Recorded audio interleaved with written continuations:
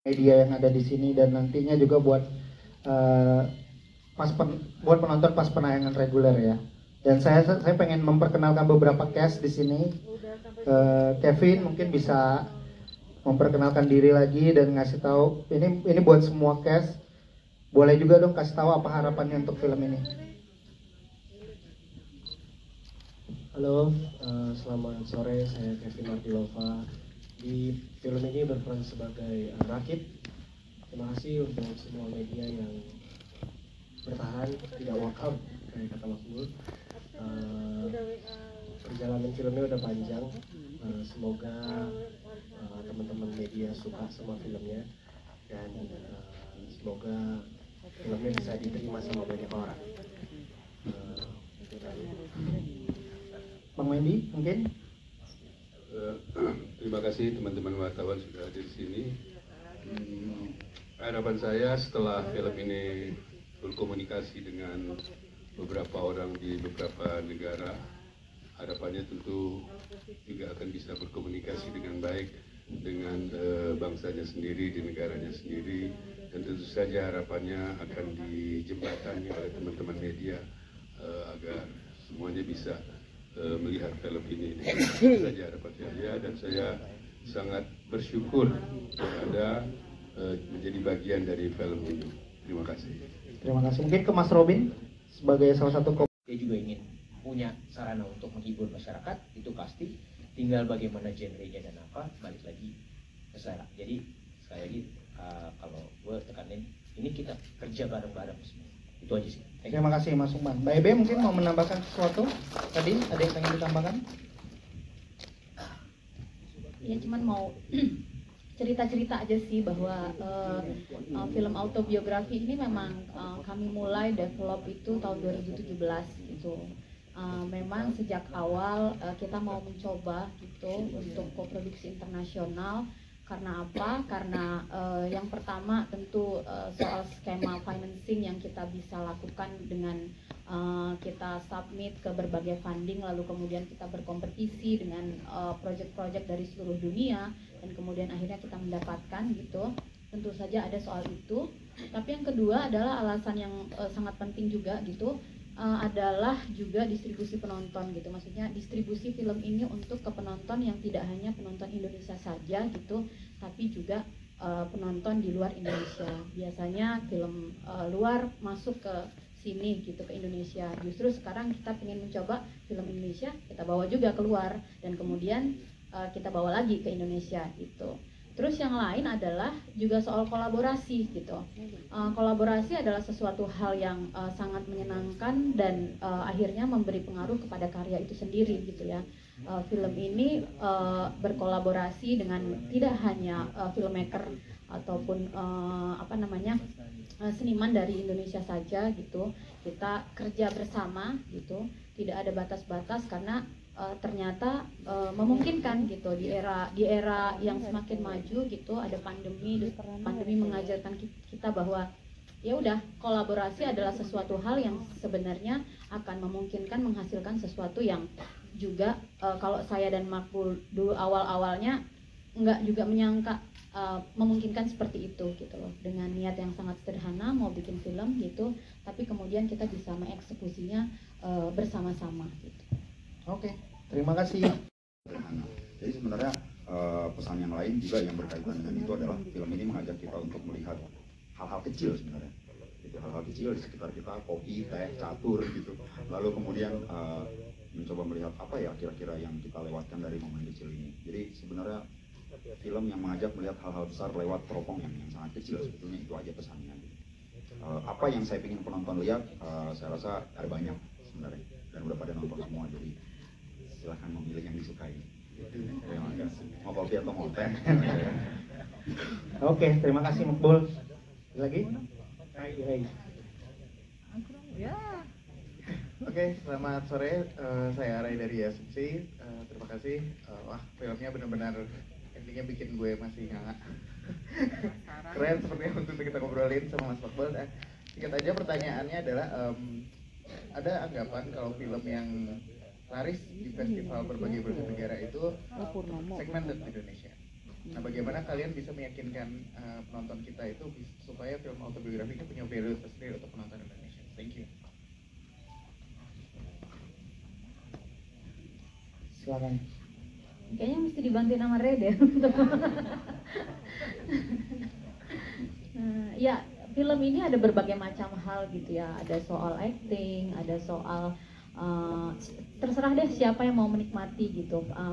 Masing-masing penonton dengan ketertarikan yang berbeda-beda gitu bisa menikmati film ini gitu. Ada beberapa screening yang udah kita lakukan di beberapa kota misalnya gitu. Ada yang terkesan karena memang ini adalah sesuatu yang dekat dengan keseharian gitu. Ada juga yang bahkan ngeliat soal mobil, ada soal teh, soal kopi, ada macam-macam gitu. Dan itu semua sih sah-sah aja gitu ya, dan memungkinkan untuk kita eksplorasi gitu. Saya rasa dengan pasca pandemi, industri kita juga makin berkembang, film Indonesia juga semakin banyak gitu, dan sangat berkualitas semuanya. Saya rasa kita perlu juga genre yang bervariasi gitu. Ini adalah sebuah film suspense thriller gitu. Biasanya kita sering nonton film suspense dari luar gitu. Mungkin memang genre suspense thriller di Indonesia juga belum banyak. Justru itu kita mau mengisi ruang itu gitu loh. Ini sesuatu yang bisa jadi, katanya sih serem banget gitu, serem banget, tapi juga sesuatu yang tapi nggak ada hantunya yang seperti itu gitu. Jadi memang ke sana gitu. Itu sih. Oke. Bantuin ya, Re. Puas ya. Biar rame 9 Januari. Baiklah kalau begitu.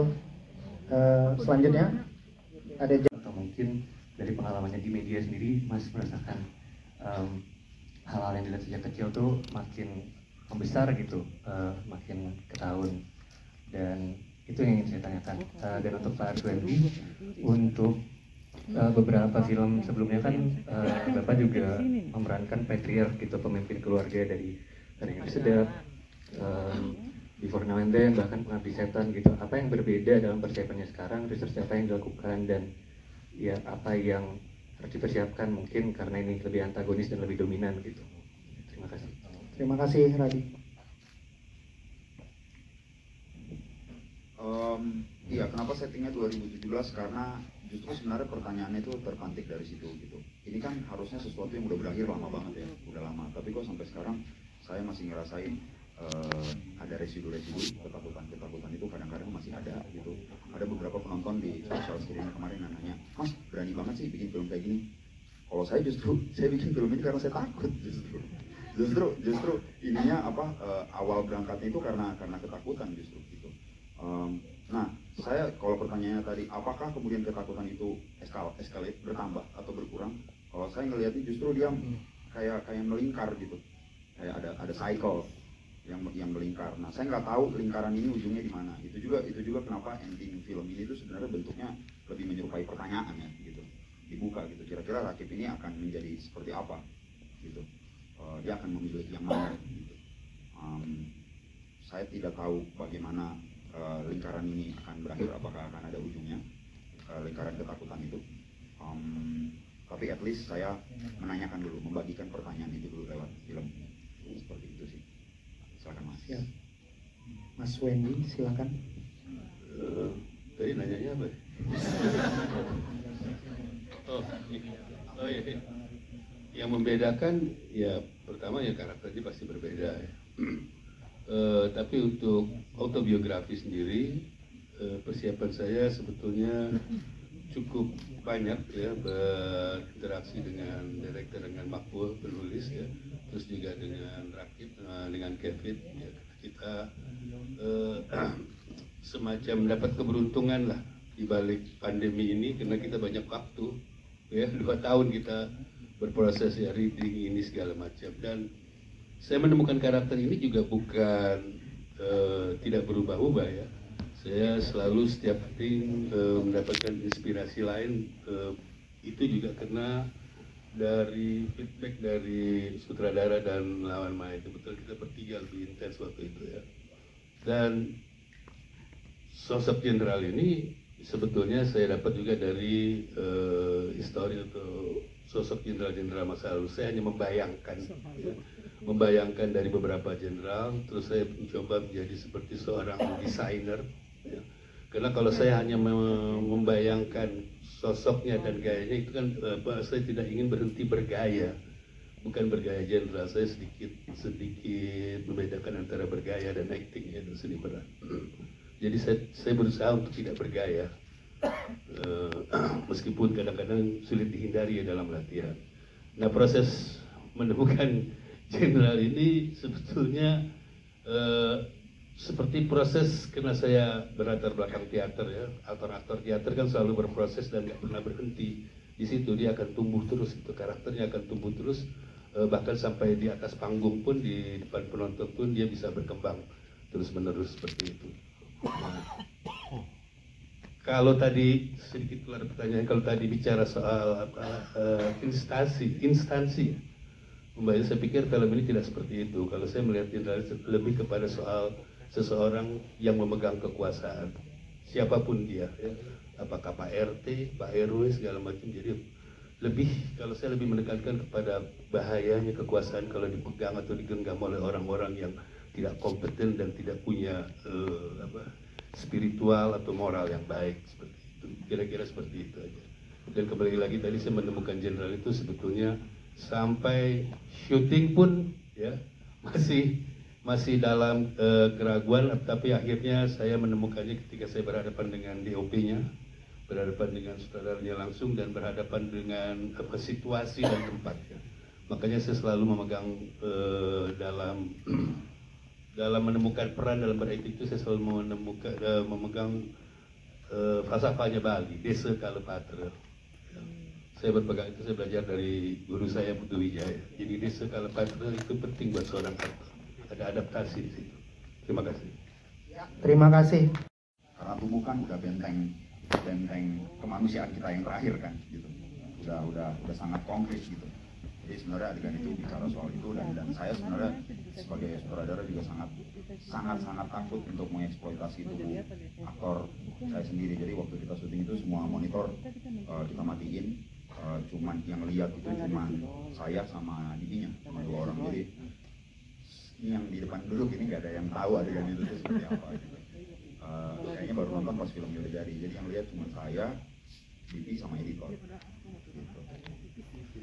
Sama Om Wendy tapi angle-nya beda deh. Gua punya pertanyaan terakhir karena ternyata kita udah harus usai. Terima kasih teman-teman semuanya. Tapi saya punya pertanyaan terakhir buat Makbul. Sebenarnya makna autobiografi itu apa sih buat lo? Dan kenapa sih judulnya, mungkin banyak yang belum tahu kenapa sih judulnya autobiografi? Judulnya autobiografi karena saya sebenarnya tertarik mengeksplor hubungan Rakib dan Purna ini ya, yang seperti semacam bercermin gitu satu sama lain. Kayak ada generasi terdahulu yang berusaha menulis autobiografinya, berusaha mewariskan sesuatu gitu yang dia yakini kepada generasi muda. Sementara generasi muda ini juga banyak belajar dari generasi terdahulunya ini, sampai dia sadar suatu hari bahwa ternyata tidak semua pelajaran itu harus diterima mentah-mentah. Jadi hubungan yang seperti bercermin ini, yang mirroring ini sebenarnya secara alegoris, secara metaforis menyerupai bagaimana sebuah autobiografi ditulis. Orang bercermin dengan apa yang nah itu kenapa sebenarnya namanya autobiografi. Oke, teman-teman media, terima kasih semuanya. Jangan lupa beritakan filmnya mulai tayang reguler tanggal 19 Januari. Di Instagram kawan-kawan media udah dikasih tahu juga bioskop-bioskop yang menayangkan, semoga terus bertambah. Pastinya dukungan teman media bakal sangat berpengaruh ya. Lihat itu udah banyak itu di samping sana tuh festival-festival yang dihadiri. Jangan sampai penonton di Indonesia malah nggak nonton. Sekarang kita boleh berfoto bersama. Silakan berdiri ya.